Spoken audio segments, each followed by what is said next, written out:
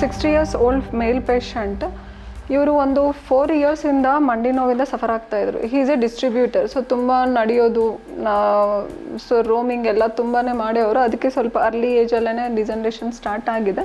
V did 1 sitting of radio frequency ablation 15 days back. Now he is feeling actually 40% relief.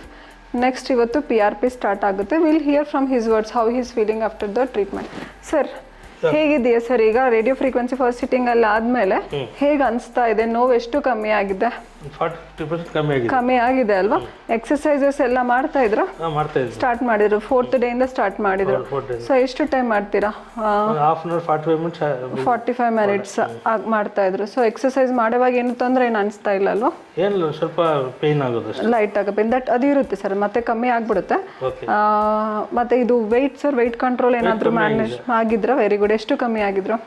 3 kg ಕಮ್ಮಿ. Super sir. Weight control also weight management ತುಂಬಾ important ಇದ್ದು ಟ್ರೀಟ್ಮೆಂಟಲ್ಲಿ. ಮತ್ತು 1 kg ಜಾಸ್ತಿ ಇದ್ರೂ ಮಂಡಿಗೆ ಒಂದು 5 times stress ಜಾಸ್ತಿ ಆಗುತ್ತೆ. ಅದಕ್ಕೆ ಕಮ್ಮಿ ಆಗಬೇಕು. So I will do today, I will start the PRP. ನಿಮ್ಮ ಬ್ಲಡ್ ಎಲ್ಲ ಪ್ರಾಸೆಸ್ ಮಾಡಿದ್ದೀವಿ, ರೆಡಿ ಆಗಿದೆ, ಸ್ಟಾರ್ಟ್ ಮಾಡ್ತೀನಿ.